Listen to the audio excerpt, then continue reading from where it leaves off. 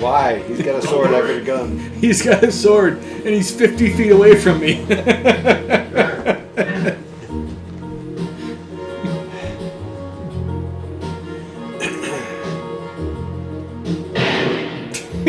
that again.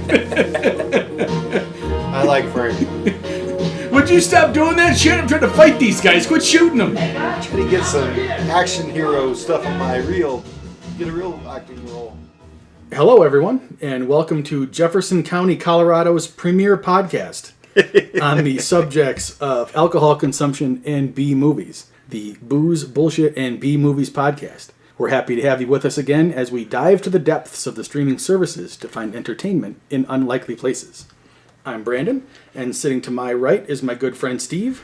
Hey, everybody. Steve, how you doing this week? I'm doing great. How are you? I'm doing pretty well. What's new over at your house? Just had a busy weekend of hockey with my son. They got their ass kicked in a couple games. It's no good.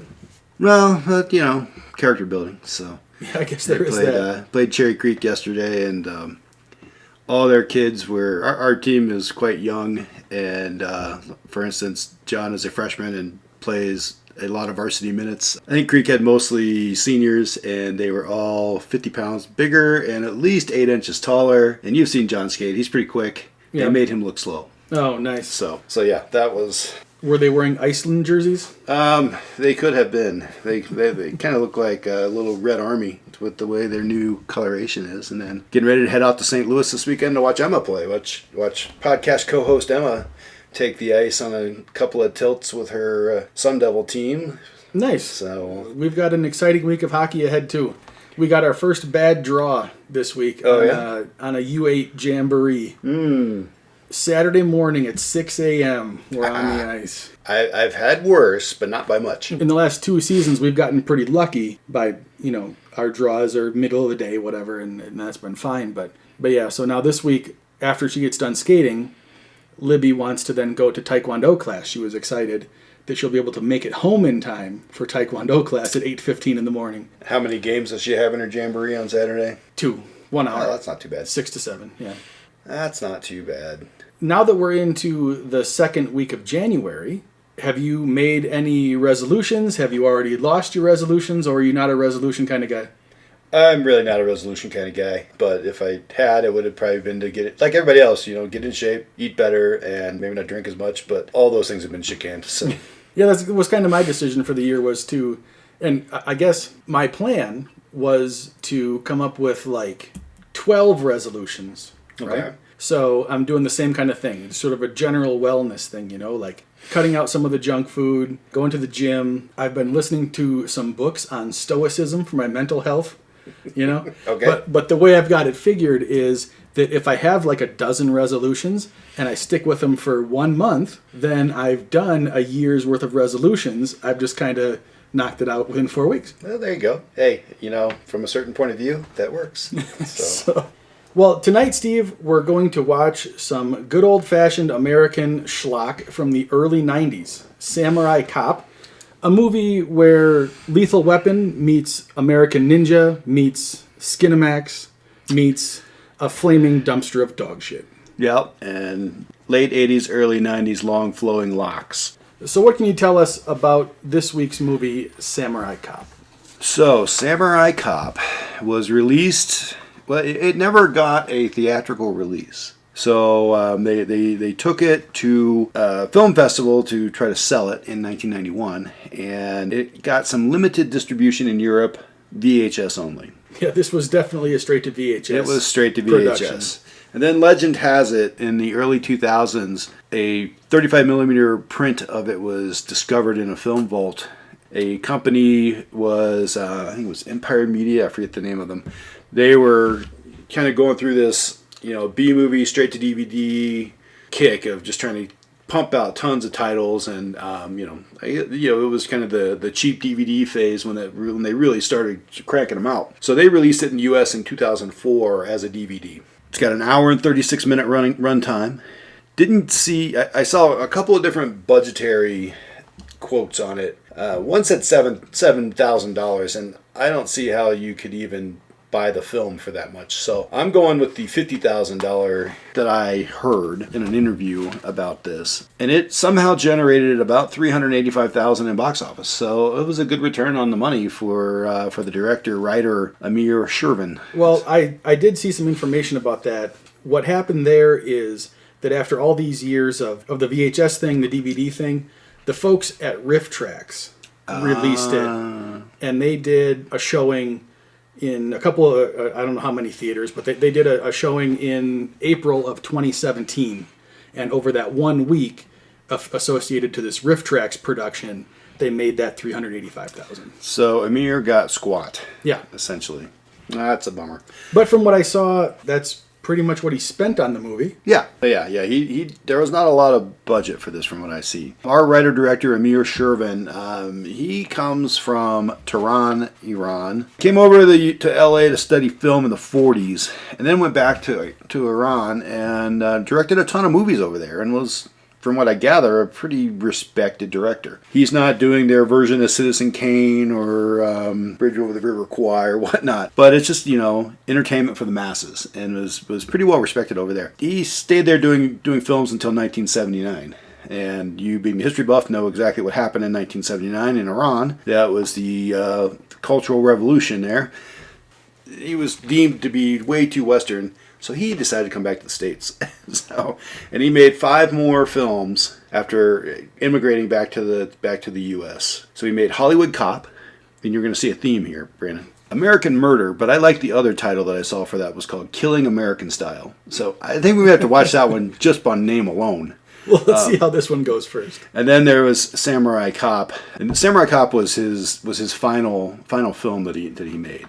Well, from one of the things that I did see online, the way they were able to get by with such a small budget was because all of the actors provided their own clothes, Yep. their own cars, their own houses. A bunch of the movie was shot in Amir's office, so there were not a lot of locations. There was no money spent on costumes. They only had a handful or a couple guns to use in the movie, and they had to be traded among all the characters, so you see the same 2 guns like 50 times. Yeah, the main protagonists had their own gun assigned to them, but everybody else was trading and swapping. So they were not of the Peter Jackson mode of making a ton of cool looking facsimiles of weapons there. No, from what I saw, it looked like Mr. Shervan just wanted to do basically nothing, but then have a movie at the end. Pretty much. And we'll get into that more here in a bit. This film stars Robert Zadar as Yamashita. He's like the main antagonist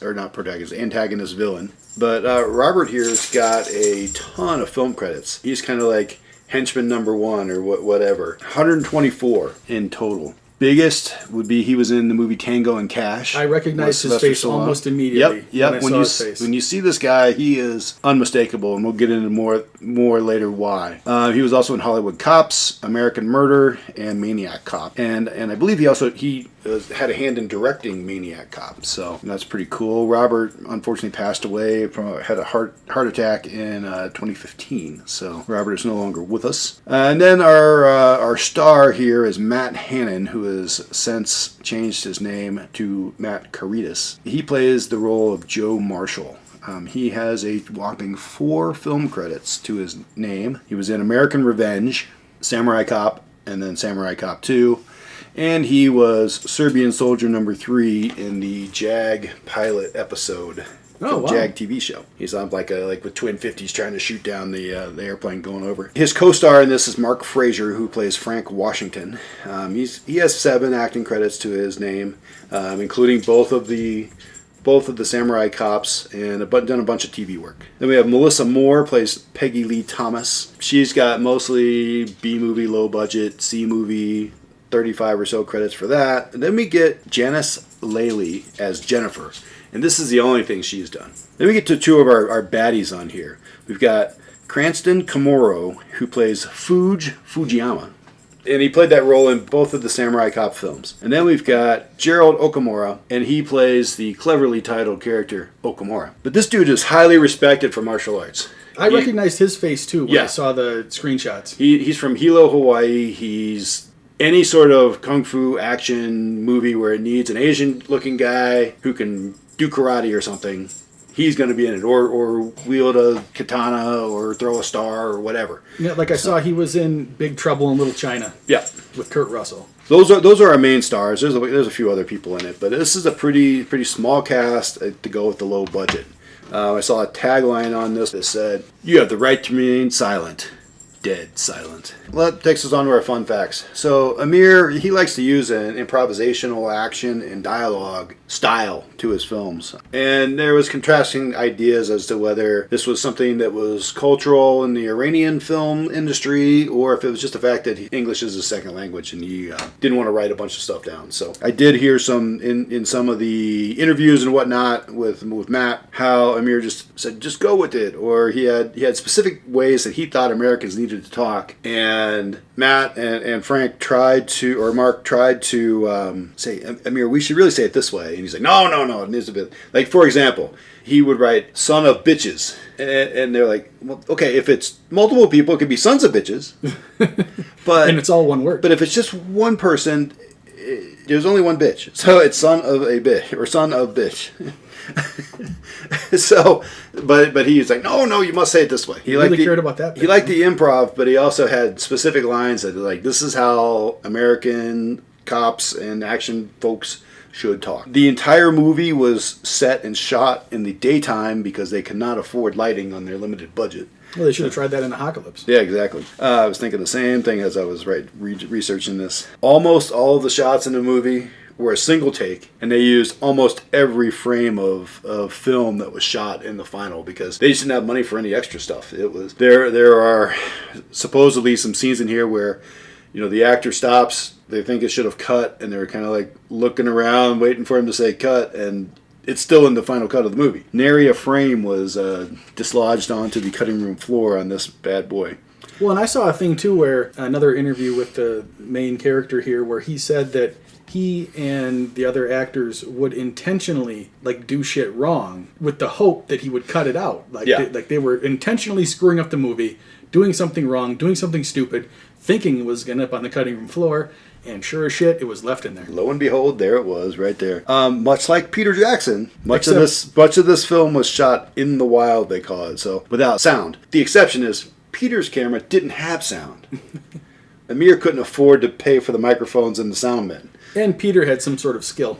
Well, there's that too. I'm just trying to be generous here to Amir because I think he's given us some fodder for this evening. And then so they overdubbed the vast majority of the lines in post. It was quite a long time after they had completed shooting, so many of the actors were out doing something else and they weren't available, especially some of the extras and whatnot. So Amir just used his own voice and used a filter to make it sound a little funky, and Bob's your uncle, they were done. And then apparently Matt and Mark also kind of disguised their voices and did some of the background chatter as well. But I did see in one of the interviews that when filming first started, they had body mics and they had a guy with a boom mic and whatnot, and then that quickly went away. So let's see. The film was shot between June and August of 1990, and then in January of 91, Amir discovered that he needed to reshoot some scenes. Unfortunately, Matt had cut his hair very, very short on the advice of his agent to try to get more acting gigs. And when Amir called him and he walked in, he was pissed. He is like, what in the hell have you done, son of bitches?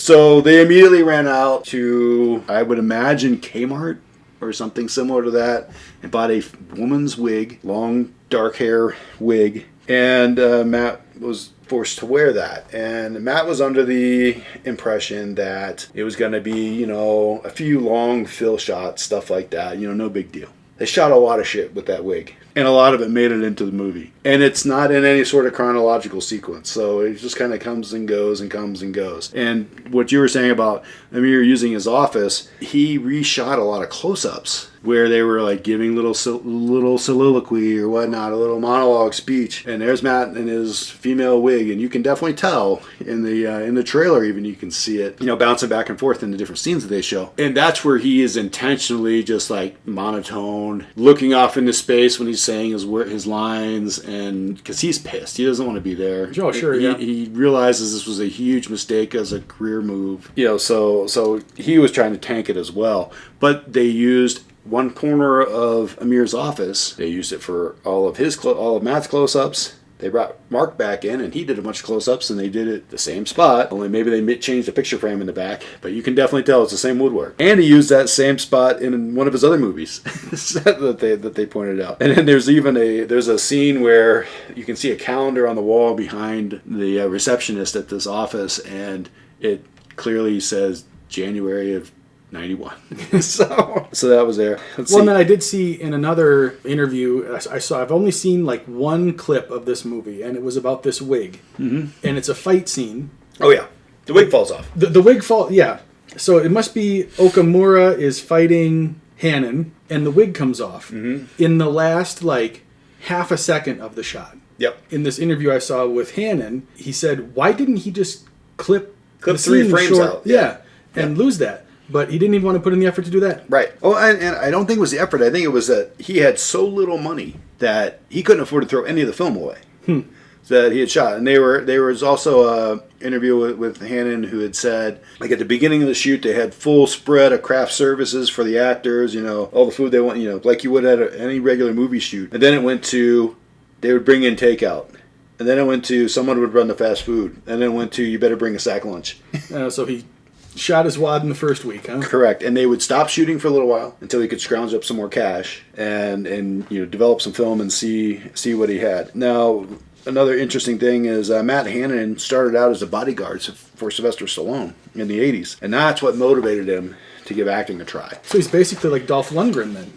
Yeah, but with longer hair. Or could have been Dolph Lundgren. Could have been. Now, we debated whether we should say this or not, but I'm going to say this with the caveat of this has not been, it's been thoroughly researched by me, but I couldn't find anything to corroborate it. So according to Matt Hannon's Wikipedia This is a new page, segment of the show. Yeah. Steve's unsubstantiated rumors. That's right. According to Matt Hannon's Wikipedia page, and we all know that is the bastion of knowledge, he was involved in an armed robbery of a Rembrandt painting from the televangelist Gene Scott in L.A. in 92-ish. But like I said, I couldn't confirm it. Pretty much I found a story from like the L.A. Times about a Rembrandt being stolen from this televangelist's office. It did not mention Matt's name, but I'm throwing it out there because I can hope it's real. But well, unless you're prepared to go to Los Angeles, go to the public library and look up the microfiche, you're probably screwed. I'm not going to do that. So nowadays, Matt makes a living as a trade show liaison and kind of is a go-between between management and the unions to get things going. And I saw in an interview with him before our Samurai Cop 2 was coming out, and they were going to release it at like Comic-Con. Well, Comic-Con was one of his biggest shows, and he was trying to avoid people knowing that he was in this movie so they wouldn't give him grief. And, he's like, well, I don't think I'm going to be able to do that anymore. Someone asked him what he's been doing since Samurai Cop shot, and he's like, I've been trying to avoid people knowing that I did this movie. He was cast in the role of Joe Marshall, like immediately upon Amir meeting him. Met with him in his office, or friend of a friend kind of thing. Matt hadn't even read the script yet, but just Amir's like, you are my man. You are who I want. There was a look that Amir was going for. And if you look at the one sheets, so the movie posters for any of Amir's other American movies, the leading man always has long, flowing, dark hair. Shoulder length or longer. Like I said, thank Sylvester Stallone and Rambo. Thank Lorenzo Lamas, Falcon Crest Days, those kind of things. Go back in the 80s Wayback Machine. Dude's got a weird fetish. Yeah. So that, and from what I understand, you'll see more of that later when we watch the film. Matt had absolutely zero weapons or stunt combat training going into this. And he only had some MMA type of training from his bodyguard days. So he knew how to fight, but he didn't know how to do stage combat. And in this film, the Joe Marshall character is supposedly fluent in Japanese, but has trouble pronouncing the common Japanese surname Fujiyama. Is that Fujiyama? We meet to Gerald Okamura, and he provided all of his own specialty weapons. So the katanas, anything that is remotely Asian in nature.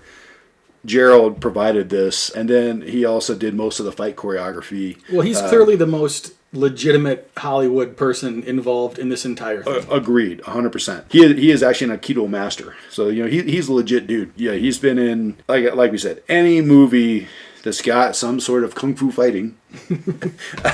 Where everybody was kung fu. Everybody. Gerald was in that bad boy. And then if he wasn't around or wasn't his day to shoot, then the rest of the actors just kind of made it up as they went along. And from what I hear, you can tell that.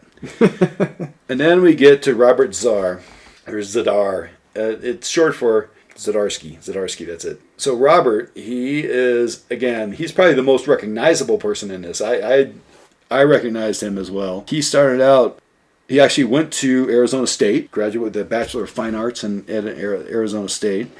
He's from Chicago and was a cop and a Chippendales dancer in Chicago, and spent a time as a singer, keyboard player, and guitarist for a Chicago area rock band called Nova Express, which opened for Jefferson Airplane and The Who. Oh, wow. So, they were somewhat legit. I spent probably 2 hours a day scouring the internets trying to find a clip of their music for us to play, and I was unsuccessful. But I did see references to the band, so it is legit, unlike the Rembrandt theft that we are not sure about. It is confirmed. It is confirmed. Unfortunately, Robert, he suffers from a genetic disorder called cherubism, which causes excessive bone growth in the lower face. So when you watch the movie or see the one sheet for it, he has just this enormous jawline, and it's all due to this genetic defect that he has. So he played a henchman all the time because he just looked weird. Yeah, and I spent the last 30 years or whatever since I saw Tango and Cash assuming that guy had just used like those grip things for your hands on his mouth. He kind of looks like Quagmire from Family Guy. Yeah. This kind of. Yeah. And Robert there has appeared in like 124 mostly B movies or straight to video releases. So that's our fun facts and our band of characters here. And a couple of quotes that I came up with. It says, "I will bring you his head and place it on that piano." That was kind of funny. And I have a neighbor next door. I feel like it's going to be delivered, those lines are going to be delivered with less gusto. I think you're correct. Reviews. So Brian Lynn, there were like, I couldn't find any Roger Ebert or Gene Siskel or any legit. They weren't wasting their time. There was nobody legit who reviewed this thing. So these reviews I pulled off of the remastered trailer. So Brian Linsky of Eccentric Cinema says, "The most god-awful example of bungled, inept action filmmaking of the 1980s. Now, he's incorrect there because it was the 1990s. But his heart's in the right place, I think. And then Melissa Green of Harvard Square says, "In the pantheon of, quote, so bad they're fucking fantastic, unquote, movies, this movie is there. It's right there." And I saw several accounts that put this among the top 3 worst films of all time, up there with The Room and I think Trolls 2. so we got fun here. And then there's just some random dude on the Amir Shervan Facebook page said, "Defies all logic. It's both the best and worst action movie ever." So you want to give us a plot summary here, Brendan? Yeah, and before I do that, I guess, as you know, I speak a little German. Yeah. So I was looking through the Samurai Cop IMDb, and I found some German language reviews for the movie that I'm not going to read. Does it just say Scheist? Scheist? It was all scheisse. They do kind of jive with these other 3 reviews. They all basically said the same thing, that the movie was so bad that it was good. The quality of the production was just terrible. The producer and director couldn't care less what he put out on the film, which is why Samurai Cop has a 4.5 star rating on IMDb, because that was drawn down by a 3.8 star review from German viewers of the movie. And their reviewers, their professional online reviewers here, were not generous to the movie. Well, they probably just don't understand American humor. And as far as the plot summary goes, for a basic kind of a sketch outline, a deadly code of silence sweeps through Los Angeles as gang violence erupts, taking no prisoners and leaving no witnesses alive. The police find themselves outgunned and outsorted by Fujiyama's infamous Katana Gang. Yeah, outsorted is the actual word, I think. Only one man has the training, expertise, and swordsmanship needed to break the code. His name is Joe Marshall. They call him Samurai. He speaks fluent Japanese and was trained by the masters in Japan. Joe must strike a balance between his insatiable appetite for women and his quest to stop the gang violence, which I know would be difficult for me. Yeah, it's a conundrum. Endless obstacles abound. A horny nurse, a sex-crazed policewoman, legendary henchmen, and countless petty thugs. Yes, I think we could probably count the number of petty thugs based on the budget, but yes. So this bad boy is available on Con TV, which is one of those special extra subscriptions you can get to your Prime account. Plex, Pluto TV, and Tubi all for free with ads. But we tonight are going to watch it on the Blu-ray, baby. I cannot believe you bought the Blu-ray for this. Still sealed in the package. Look at that. I splurged $12 Wow. to make this experience just the best it can be. That's a real fan. We may have to watch the deleted scenes. Well, there are no deleted scenes, but we may have to watch with some commentary. So that's the main reason I wanted it, because it's got commentary by Matt and by Mark. So I think those are going to be gold. I'm sure it'll provide some excellent insight. Yeah. And with the preliminaries out of the way, why don't we head over to the bar, grab a drink, and watch this movie? Sounds good. Let's go.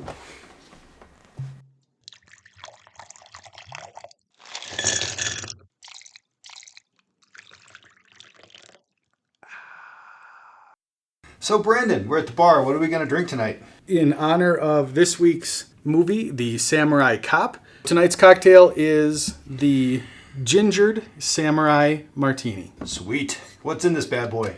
The Samurai Martini is fairly straightforward. We've got, and this is for 2 portions, but we'll see how that goes.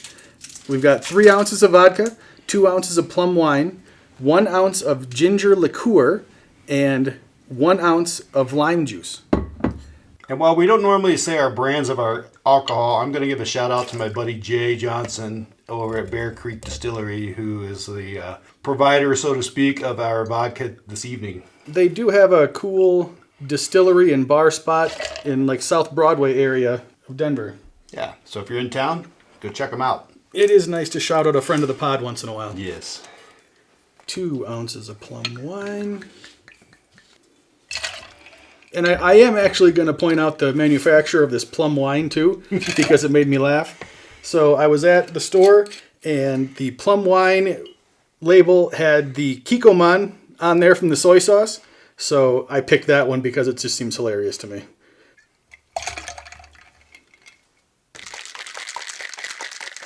Give it a quick shake to chill it and strain it into 2 martini glasses. But we'll see how full we get this. That looks like a Cosmo. It does. It did turn out kind of pink. All right. So that is the Gingered Samurai Martini. Cheers. Kanpai. It's nice. It's better than I expected. I don't know if I've ever had plum wine before, but yeah, there was a lot of vodka. Yeah, there's not much mixer in here. So. Yeah, there is nothing to dilute the alcohol. What you've got here is vodka, a 12% wine, and a 12% liqueur. This is straight alcohol, no mixers. So I think we're going to be in rough shape if we have too many of these. Be perfect businessman's 3 martini lunch. It'll get us through this movie. Yeah, just don't drive home. Well, good thing I'm walking.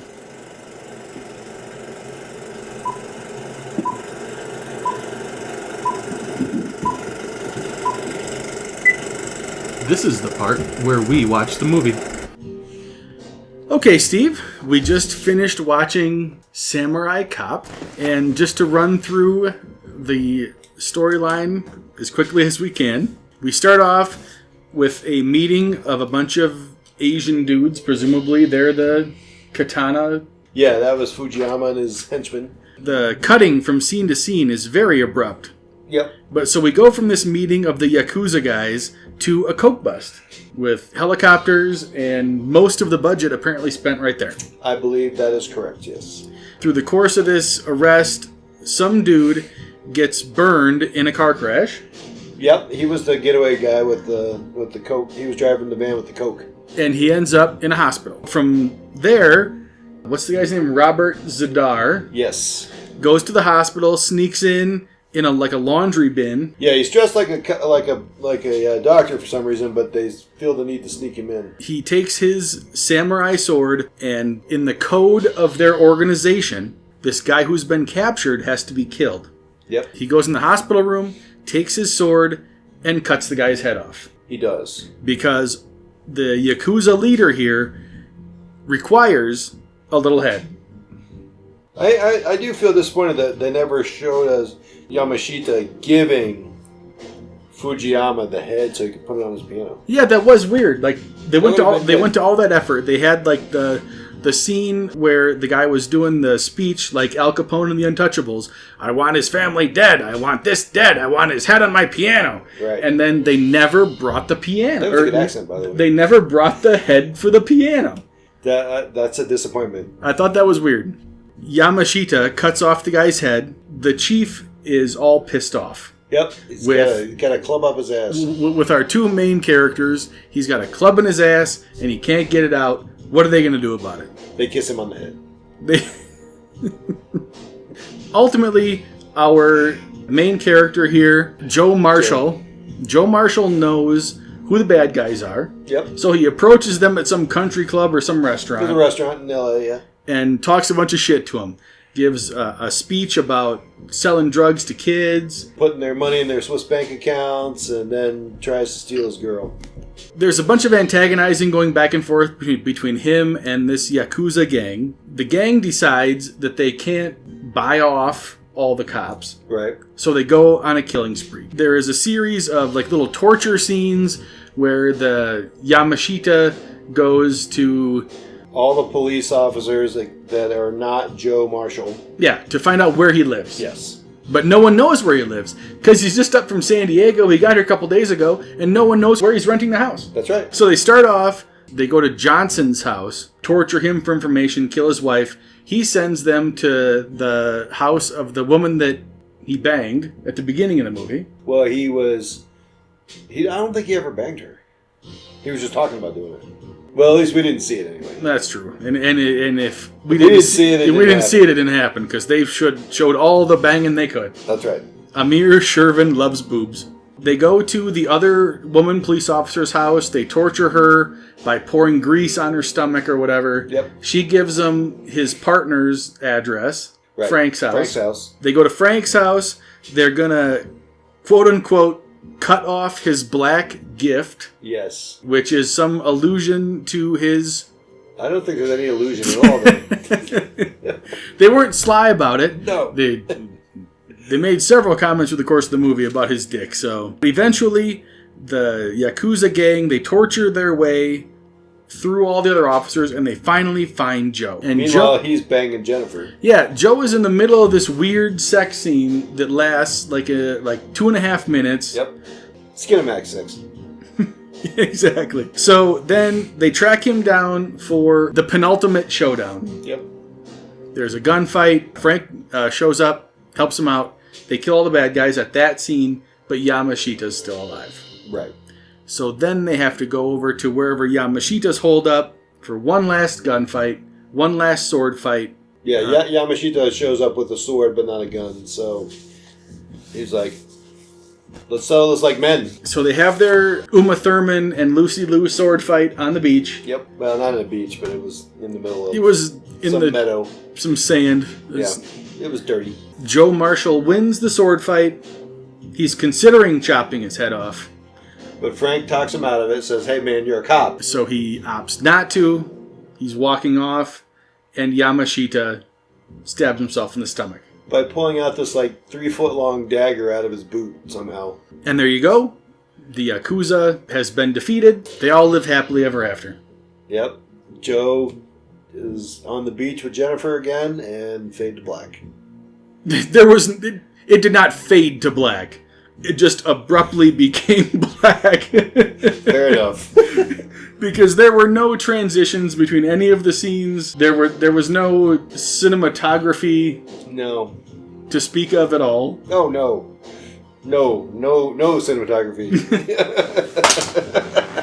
None whatsoever. But with that said, I do kind of agree with the handful of reviews in English or German that I read that said the movie was so bad that it was actually entertaining. Agreed. Now, I got a couple of thoughts here before we get to our things. Talked about before the movie that Matt Hannon had cut his hair because it was like 7 months after they finished shooting. Came back, Amir told him, "Hey, wear this wig. We'll do a couple shots to finish things up." Nobody will notice. Half the fucking movie is him in this wig, And everyone including noticed. the very first appearance of Joe on the film. And it was so brutally obvious. Yeah, there was no hiding it at all. Well, there was the one scene where the fucking wig fell off. Right.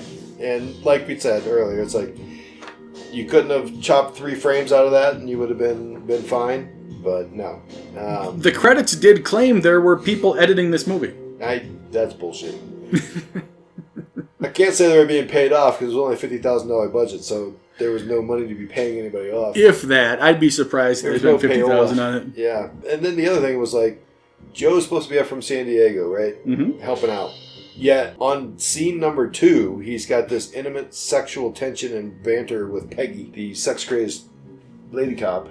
You know, she's in all the double entendre when she's in the helicopter flying around. Yep. It's like he's been there for like 4 days. But I think that's part of his character. The women around him just cannot stop themselves. That's true. There were a lot of females in this movie that were single name and no other credits or anything listed on IMDb. So, and their characters had nothing to do but see the samurai cop and be like, "Hey, Yeah, do you that's want to true. have sex?" he opened eyes when he walked in the room. And there were 7 boobs. 7 boobs. After all that, I think this movie was so bad that it was actually entertaining. What did you think of it? I loved it.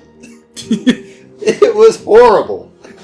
But we have not laughed this hard in a long time watching a movie. Like, I'm thinking, we haven't laughed this hard since Deadpool 2. That's true. We did do a lot of laughing in this. So, I mean, this is a lot like that review for Bad Taste where you have to watch the film. Wait a minute, strike that. You have to watch the movie. It's not a film. It's not a film. You have to Martin watch, Scorsese would be so pissed at you if you Yeah. called this a film. You have to watch this movie in the right frame of mind. You Like- have to come in for something campy. A couple of 5 of these Samurai Martinis help a lot. That's true. It was highly entertaining. As far as B movies go, I'm going to give this a top shelf. It was not a great movie, no, but it was entertaining as hell. It was well, and that's the thing. One of the reviews that I read said something to the effect of, from the opening scene of the movie, you're laughing, but you're not laughing with the movie. You're laughing at it. Right. And none of the humor is intentional. It's all on accident. Yeah. I will say, though, that was a good line. I will give them credit for one intended. When Frank went underneath the fence, he's like, "I'm an undercover cop." That was kind of funny.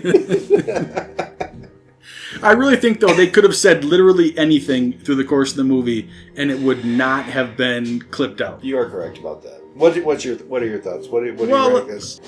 I mean, I have a hard time giving it a top shelf, but I mean, it's right on the border. I mean, it actually is a very entertaining movie. It's a top shelf movie.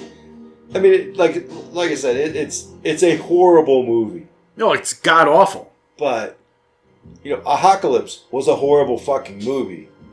But it wasn't funny. This was, whether they meant to or not, was entertaining. And at the end of the day, that's why you sit down and watch movies, to be entertained. Sure, yeah, and that's, well, like we always say at the beginning of the podcast, find entertainment somewhere that you wouldn't expect it. Yep. And this movie does entertain you. The quality of the movie is atrocious, but you can still sit down and watch it, spend your 96 minutes or whatever, not be Not be disappointed. disappointed in some ways, but not yeah. not that you watched it. Right. And, this is not a family-friendly movie. I wouldn't sit there and watch it. No, with there are way kids. too many boobs. A lot of boobs. Lots of butts. Entendre and not gory at all. The special effects are not that special. Well, no, I mean, there were scenes where the burned guy was wrapped up in gauze. His head was chopped off. The one guy's wife got her throat slit. The people got stabbed in the stomach. Yep. So, like, there were things that could theoretically have been pretty nasty. Right. But it was so terribly done Yep. that it was like, just throw ketchup on his stomach and, whatever. Yeah, rub some grape jelly on it. Yeah. So there were opportunities for it to be, like, legitimately gory. Yeah. But they totally avoided any, whatever it takes to make that shit look realistic. Right. I liked it.